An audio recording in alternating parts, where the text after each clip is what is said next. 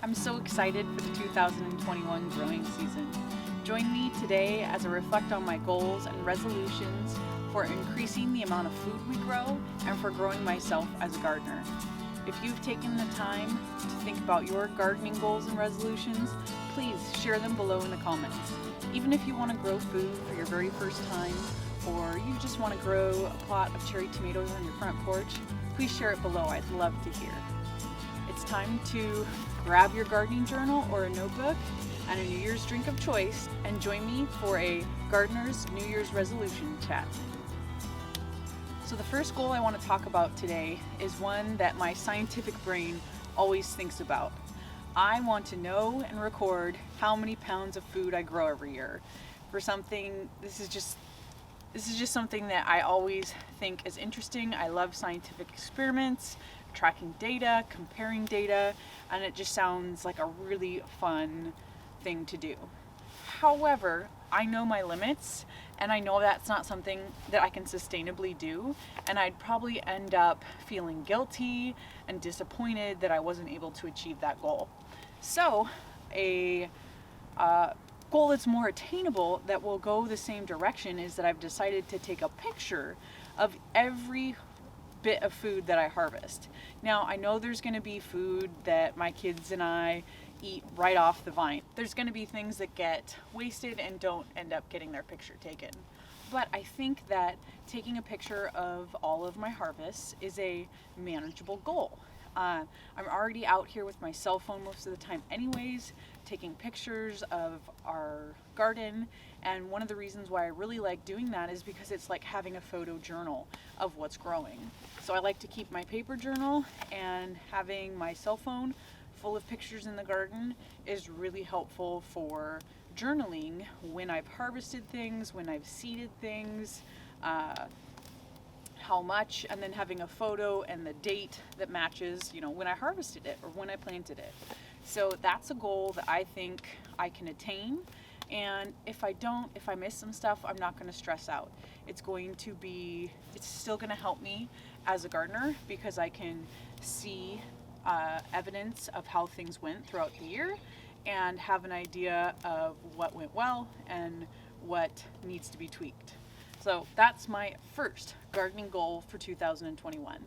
I'm Allison, by the way, and this is Puget Sound Garden Life. Thanks so much for joining me.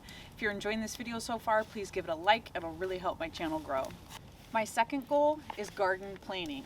I already use this garden planner all of the time, and I also even have a second planner that I use just to get a more detailed day-to-day plan of what I'm doing. So this is where I take a lot of my notes specific to my garden. This is where I get the nitty-gritty of my tasks that I need to do each day.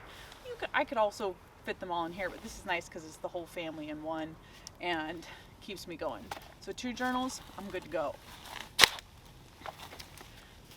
However, just because I'm already someone who journals in the garden doesn't mean I can't grow more in that area and get better at journaling and have my journaling help me more, which is the whole purpose of garden journals, is for you to take notes and to learn from your experiences so that you don't forget the lesson you've learned from all the hard work that you've put into something. And I know I can get forgetful and forget all those little details, so having them written down really helps me out. It also helps me be more successful in getting projects done and getting things planted on time so that I can try to get multiple successions of vegetables through my garden, because I do, in my eyes, have kind of a small, unique growing space, and I really need to maximize it. So that's my second goal, improving my garden planning. Okay, my third goal, I'm gonna admit, is kind of embarrassing that it's so hard for me, and that's taking care of my tools. I'm constantly losing them. Okay, I shouldn't say losing, because I don't lose them, I find them, but misplacing them temporarily, and generally they get left out overnight or through some bad weather, and it's just not good for my pruners. It's not good for any of my gardening tools. They're gonna last longer if I take better care of them. So I hate to admit that that's a really big stretch goal, and then I probably won't be very successful at it given my history, but I suppose if I want it bad enough, I can change. It's just something I'm gonna try to improve incrementally. All right, this next goal is one that I'm so excited about. I really want to be able to work on providing a sustainable protein source for my family. My husband and I used to keep chickens before our first son was born, and he was probably about not even 1 year old when we had to move from where we were and moved into an HOA. So an HOA, homeowners association, in our state, they generally don't let you keep chickens. So we had to get rid of our chickens. It was really sad, and I've been busy enough with my kids that I haven't felt so inspired to get chickens until about the past year. However, I can't have chickens here. I mean, I live on a slope right here, and it's just not, it doesn't follow the rules in my homeowners association.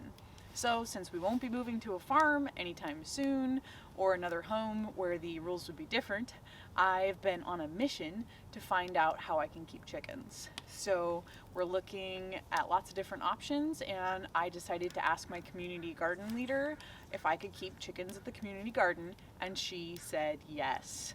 I am so excited.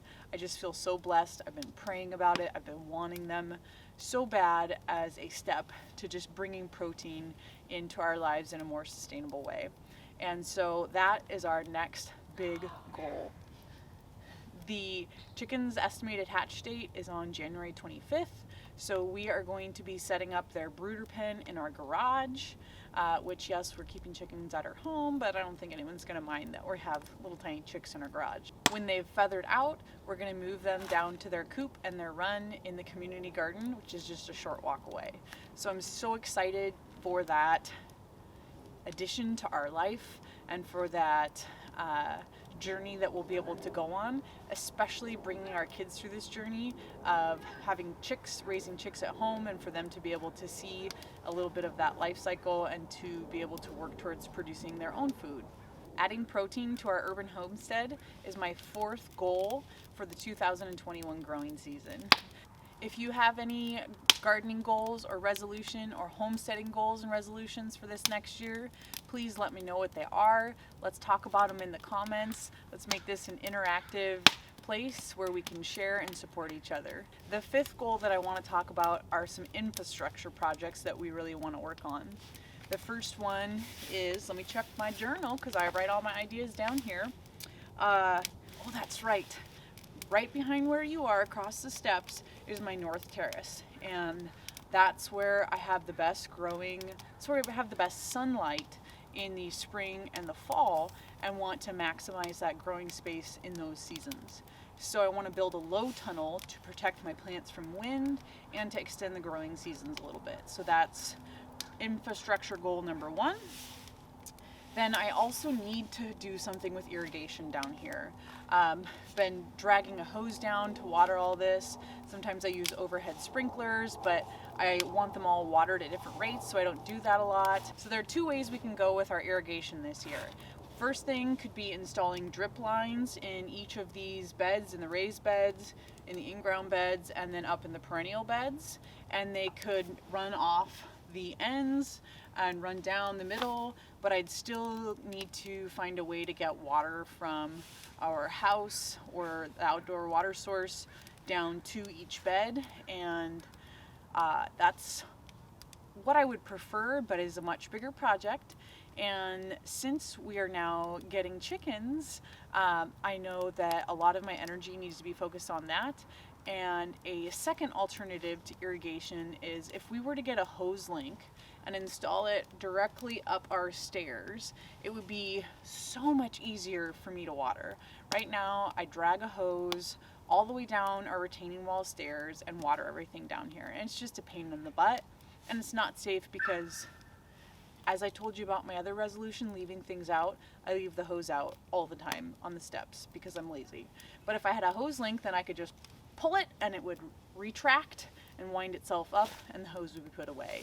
And it's going to save us money, it's going to save time, and I think it will be a major improvement in our irrigation system as we wait to install a more automatic system.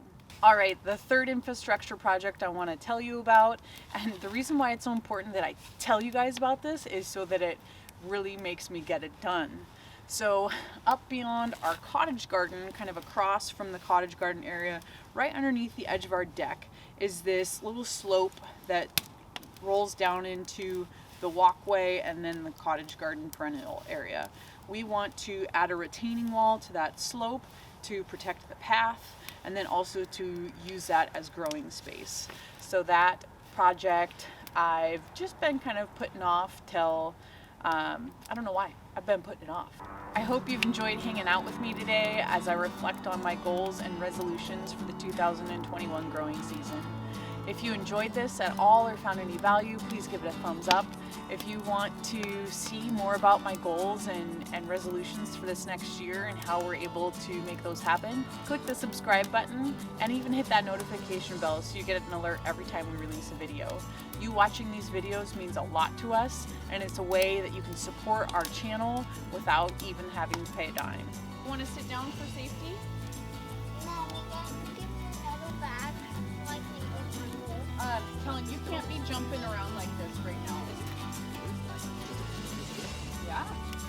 It's a good spot for Oh, it's nice to have it. Mommy, mine's in the middle. You know, guys, we're celebrating something pretty special this year. 2020 NFC West Champions.